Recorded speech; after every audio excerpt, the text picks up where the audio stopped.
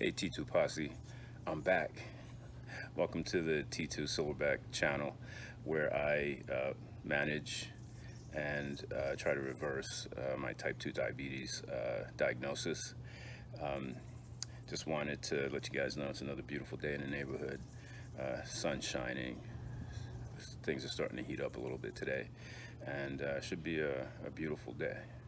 Today I want to talk about a couple of things. One is I want to close out my e-bike saga. Finally got it resolved, uh, successfully resolved. And I want to talk a little bit about my vacation that the family and I went on, a little mini vacation here on the central coast of California, and share a little bit of a sad life event that happened over the last week. But we'll get to that as soon as I cover my vitals. So today's waking blood sugar level was 113, again squarely in the green zone, and my weight was 357. So that's coming down slowly, but I'm good. I'm good with it. At least there's movement on that area, but I'm more impressed with the fact that I've been able to keep my blood sugar level solidly in the green and low green, for that matter, for about over 2 months now. So I had a call with my doctor last week, and she was ecstatic. Basically, she complimented me and said, wish that all her patients could be like me. So must be doing something right. So I wanted to sort of explain why I've been absent from posting for the last couple of weeks. As I mentioned, we fit in a mini family vacation, and we had some things going on, and quite frankly, you got to be energized and in the mood to do these things, and I'm not to the point of polish and professionalism yet that I can fake it, So I'll post when the energy's there and the feeling's there, and when it's not, there's no need posting. I'm not one to get out there and air my emotional dirty laundry. It's a waste of everybody's time. But this channel's designed to inform you guys how I'm doing, and also to be motivating to other people who might be struggling with this disease and trying to combat it. It's possible, and I'm living proof that it's possible.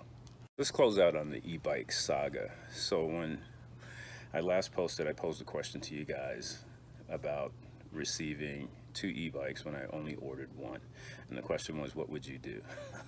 So the reality is, I did the ethical thing, the thing that is just part of my makeup. I sent it back, sent the extra bike back, which was the first bike that I ordered. But I sent it back, and then UPS a week later delivered it to me again. So it's like I felt like I couldn't shake this thing. So anyway, finally I got it sent back. It didn't come back to me, and looks like that end of the saga is closed. The original manufacturer sent me the first bike, got their equipment back. I'm happy about that, so. But as I mentioned, when the new bike came, my second bike came in, it arrived with a cracked fork. So I had to reach out to them,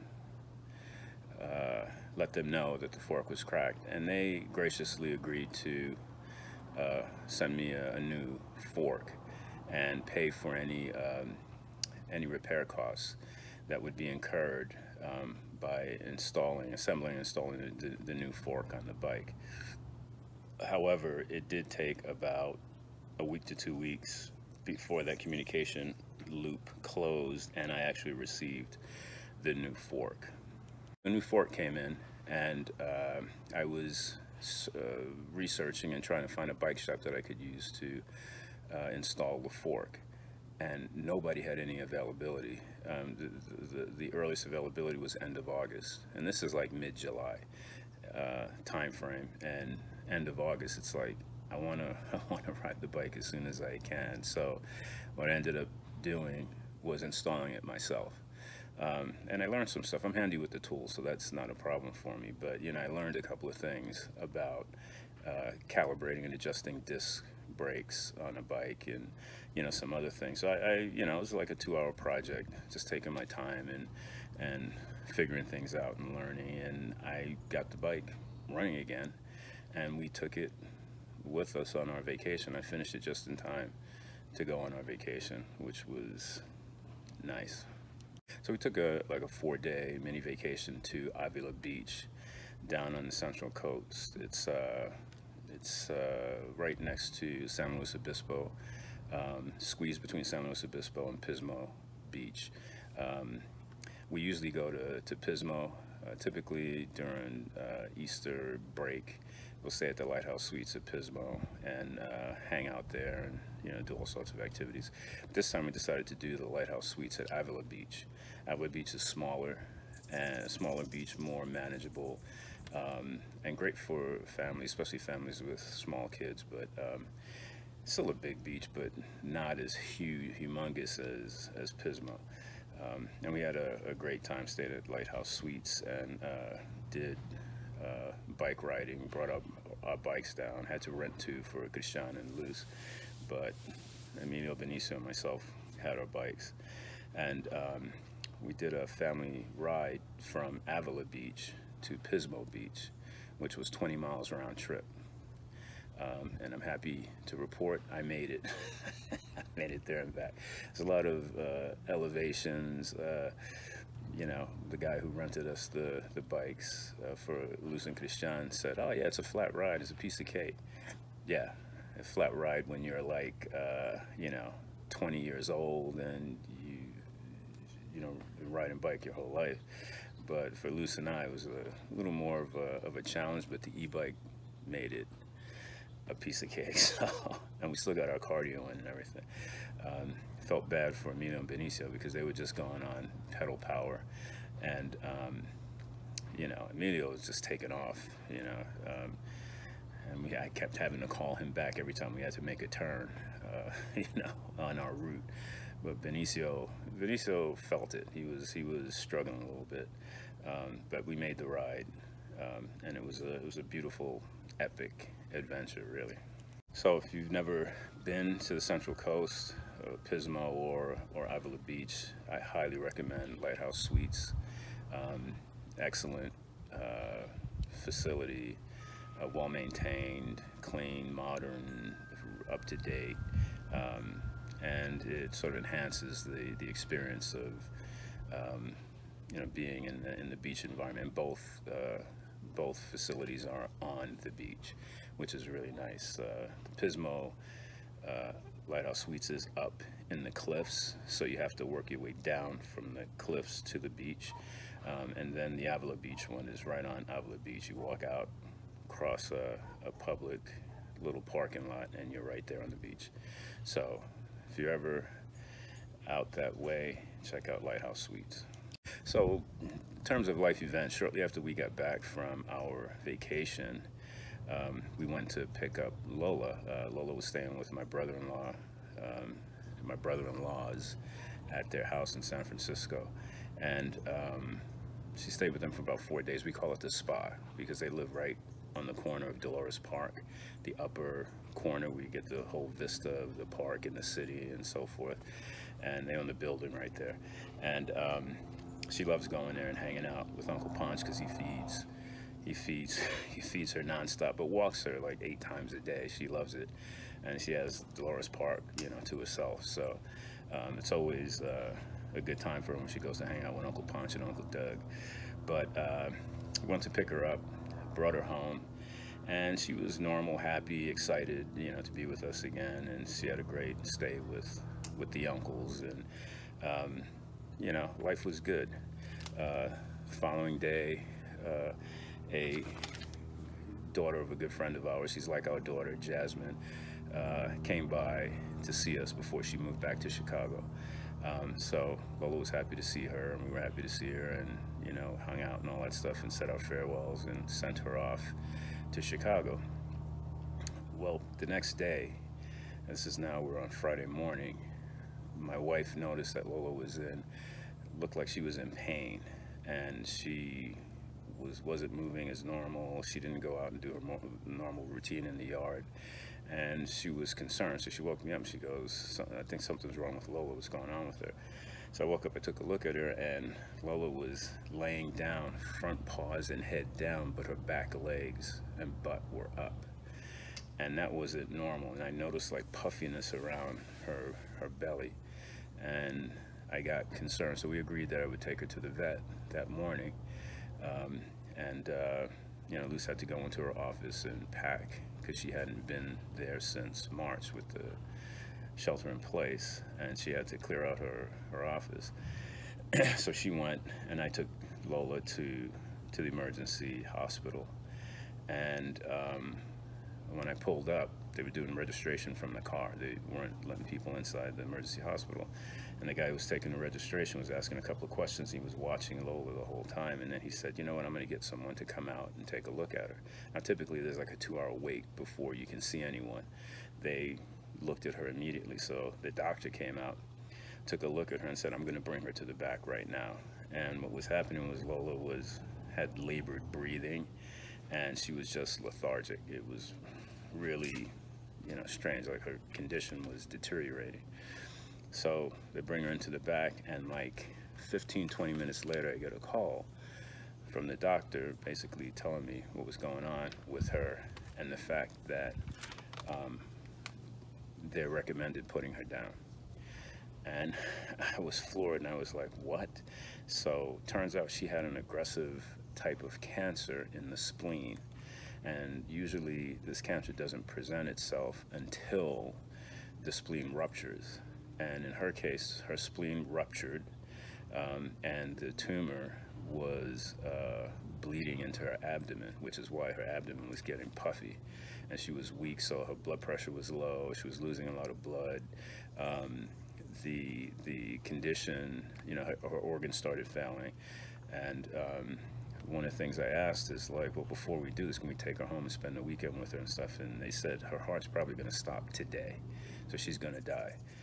So, I was like not expecting that. I mean, we went from a great vacation. She had a great weekend with the uncles, and then, you know, a couple of days later, you know, she's on her deathbed. It was really, really hard to take. So I called Luce, let her know what's going on, and needless to say, you know, Luce just fell apart. It was a quick, hard decision to make, but in the end, we had to put Lola down. So, you know, they only allowed one of us in to be with her when they did the whole euthanizing process, and that was me. This would be the third dog that we've had that I've had to go through this process with, and this was the hardest for me. You know, it was really, really like traumatic, because it just happened so fast. The other dogs, it was slow, gradual process. With Lola, it was like she was spry and chipper one day, and the next day, you know, she's dying. Really, really hard to go through. So we, you know, had to put her down, and it's been about a little over a week now, and we're still missing her immensely. But, you know, as we have time to absorb what happened and pretty much what she had been going through, because we've noticed signs that something wasn't right for like months now, and but we couldn't figure out what it was. Took her to the vet, they couldn't figure it out. They just thought she was having anxiety attacks and stuff because her back legs would shake and everything, and it turns out she was in pain. So anyway, we're accepting the fact that she's gone, and that convincing ourselves that this was the best decision, the best thing to do. And every day it gets easier and easier and easier to accept that. You know, the boys were, surprisingly to me, really upset. And, you know, it's like dogs are pack animals and we were her pack. And, you know, the boys had a pack response, which it shocked me. I thought they take it a little differently, but you know, they were upset and missing her a lot. So anyway, we're getting back to normalcy now, and still missing her, but you know, every day, hopefully it'll get easier. We still have mementos and pictures of her and stuff that we'll never get rid of and never put away. But that's the life event that happened right after we got back from vacation. So with that, we won't have any more Lola cams. My walking partner, my walking buddy's gone, but I still have the sugar burner, and the sugar burner is in full effect. And yeah, I'm excited that that I was able to resolve that situation. But you know, another physical ailment has crept up, and it turns out I have a pinched nerve in my neck, which makes it hard to ride a bike. So the last time I really took a good ride on that sugar burner was when we were in Avila Beach, the Avila Beach to Pismo and back ride. But I'm just like in horrible pain, and going through physical therapy, a couple of visits with my doctor and so forth. But man, having a pinched nerve in your neck and having the pain radiate down your shoulder into your arm it's no fun. So such, you know, I don't know, getting old sucks, man. It's just, things just start breaking down, and there's nothing you can do about it. You just got to let it heal itself, rest, and that kind of stuff. A lot of ibuprofen, ice, heat. Anyway, so I'm working my way through that, but anxious and excited to get back on that sugar burner. So I think I've caught everybody up to date. I'll be a little more consistent with putting these out. I have a couple of direct requests, and one request in bold letters: T2 Posse needs more videos. That's Gary. And then my brother John: T2 Posse, where's the videos, man? So we'll get back into a cadence and you know, pushing stuff out. But you know, the silly season's almost over, and we're back from vacation. I got, you know, survived the traumatic life event that, you know, we went through as a family, and now things are normalizing. So I should be a little more consistent with putting these things out, and hopefully I'll have interesting stuff to say. So as always, stay focused, be positive, move forward, and we'll see you next time. Later.